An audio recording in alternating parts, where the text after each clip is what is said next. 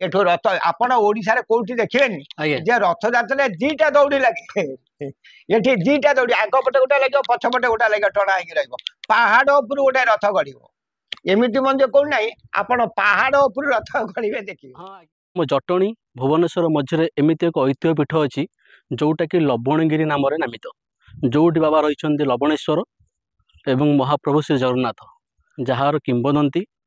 और ऐतिह्य विषय जानापी आम आसिक पहुँच सारीचे पांच गाँ जामुकली एवं जटणी भुवनेश्वर मुख्य रास्ता दी लवणेश्वर पर्वत रे चलतु पचारि बुझा ऐतिह्य विषय जाना मंदिर गारिमा विषय संपूर्ण भाव तथ्य नवा।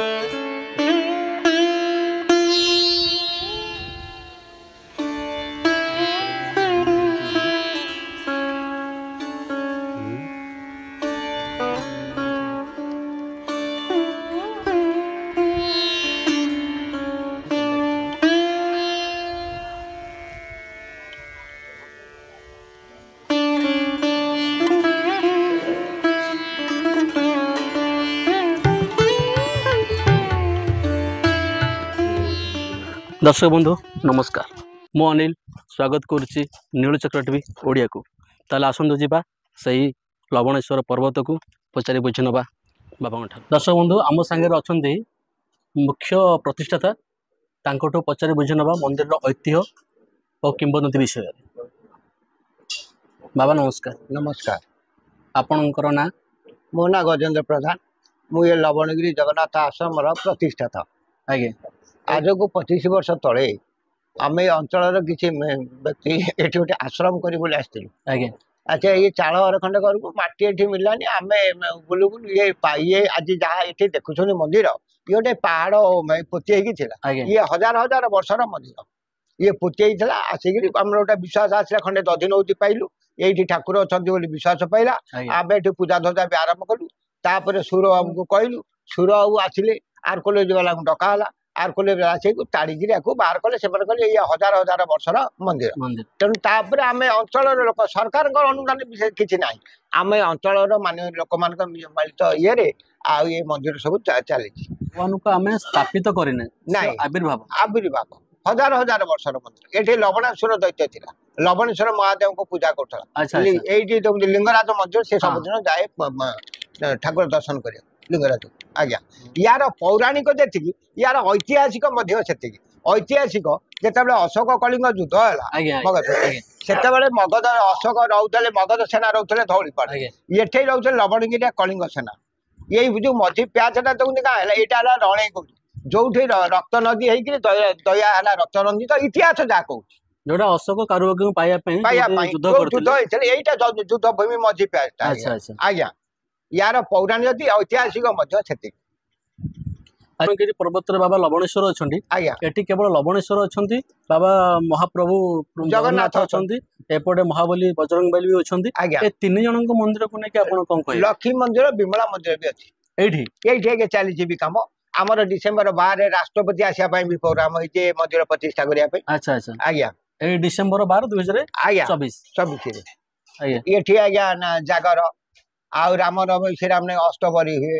ये शीतल षष्ठी शिव विवाह ये जमी नीति हवा कथा चली महाप्रभु जहाँ नीतिकांति आज्ञा से जगन्नाथ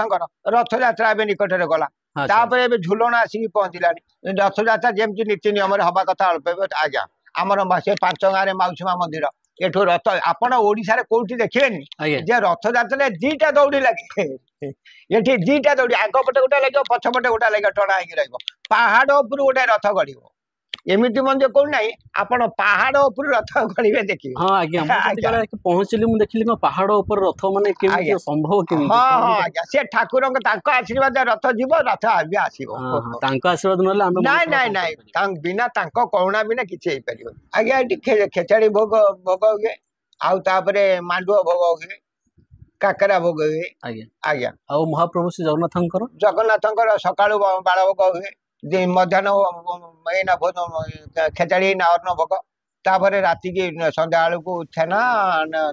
भोग दही बगाड़ आज्ञा ताले एठी आपणकर जतिकी माने सक्षम दृष्टि जतिकी आज्ञा, उन्नति करନ୍ତି केवल आपण मानक मिसिकी हाँ सब हाँ करछन आज्ञा आज्ञा सरकार को ना अनुदान ना किछि किछि हेई नाही किछि नाही दीप तळ अंधार भଳି रहिଛି। तो दर्शक बंधु शुणुଥିଲେ आम बाबा ठारू एठी मेन महत्व कार्य रही रथर दुईट दौड़ी लगे जोटा प्रथम रथ भिड़ा कि आगू आसो रथ पछरे रथ दौड़ी बंधा जोटा कि पहाड़ तलू जाए यहाँ हूँ मेन किंवदंती भगवान तो ओडिशा रे मु भावुँ एमती बोधे कौटी नहीं जोटि कि आमर लवणगिरी पर्वत रे लुचि रही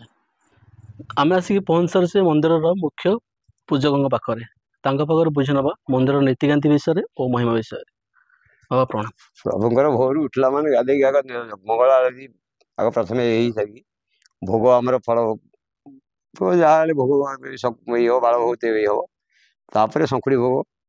ଚାଲିଛି ପ୍ରଭୁଙ୍କର ଯେମିତି ନୀଳା ଚାଲିବା କଥା ସେମିତି ପ୍ରଭୁଙ୍କର ଅପାର କରୁଣା ପ୍ରଭୁଙ୍କର ନୀଳା ଚାଲିଛି ରଥଯାତ୍ରା ବି କରାହେଉଛି ରଥଯାତ୍ରା ବି ବହୁତ ଲୋକ ବି ଆସୁଛନ୍ତି ରଥଯାତ୍ରା ବି ବଢ଼ିଆ ଇଏ ହେଉଛି ଯେମିତି ଆମର ପ୍ରଭୁଙ୍କର ପୁରୀ ଚାଲିଛି ଆମର ସେଇ ପ୍ରକାର ଚାଲିଛି ଆଗକୁ ବି ଆହୁରି डेभलपमेंट हवार अच्छे। दर्शक बंधु आम सागर अच्छा किसी भक्त जो मैंने आसती बुलायापी तो आम पचारि बुझी नवा ये जगह आपको केमती लगुच ठाकुर महा विषय जगह तो बहुत सुंदर है भगवान भी बढ़िया शोभा पाँच प्रथम तो मो प्रथम आसी बुलायापी दर्शन करने तापर कौन कि एडी रथ भी बढ़िया अच्छे सब चारिपाख भल अच्छे आ भगवान तो भल माने पूजा पाउछंती तो बुलिया भी बहुत भल लगता हाँ जगह बहुत हाँ पहाड़ ऊपर आश्चर्यजनक कथा गोटे पहाड़ ऊपर माने रथ गड़ुची माने तल को जाउची पंचगां तल को जाउची तापरे रथ तो मु प्रथम थर पे आसी देखिया। ओके दर्शक बंधु ये हूँ से रथ जो रथ रे दुईट दौड़ी बंधा जाए रथर पछ भाग एवं रथर आग भाग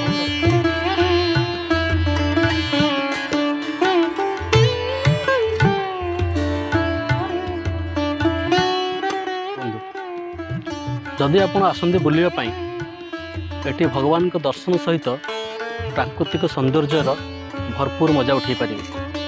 जार रोची पूर्व एवं पश्चिम अंतर रे दया नदी जो पहाड़ शिखर उपर ठाई आपण भुवनेश्वर जटणी पिपिली सबुजाकर दृश्य देखिपारे।